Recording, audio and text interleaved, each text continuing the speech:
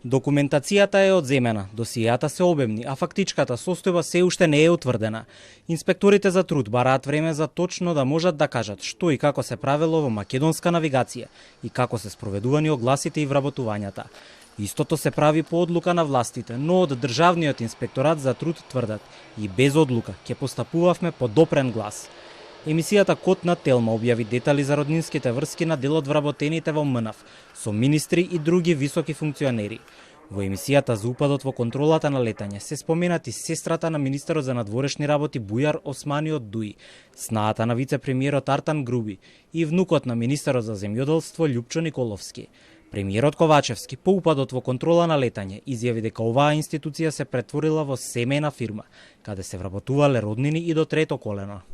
Да, во претходните години нема извршено инспекцијски надзор, меѓутоа веднаш по добивањето на одлуката и по без разлика и дали ќе имаше ваква одлука, инспекторатот постапува и по допрен глас во услови кога има одредени неправилности кои што укажуваат во делот на правата од работен однос.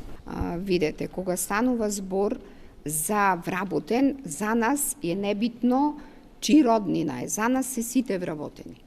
Така да, доколку постои повреда на право од работен однос или незаконита постапка на вработување, во тој случај за нас е поимот вработен и работник. Од Трудов велат, не сме истражен орган, надлежните нека ја спроведуваат истрагата, но директорката Томовска потенцира дека ќе се координираат и со финансиска полиција, со оглед на тоа што и оваа институција го има под лупа работењето во МНАВ. Во меѓувреме од инспекторатот извршиле разговор и со представникот на синдикатот. Се што е прибрано како информација ќе влезе во целокупниот записник за случајот. За еден ваков пообемен надзор, најмал временски период кој што може да се изготви записникот е една недела.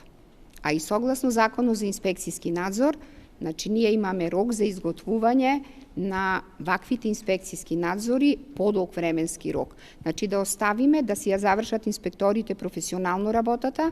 Вчера Код објави дека меѓу вработените во македонска навигација има и роднини на други функционери и политичари.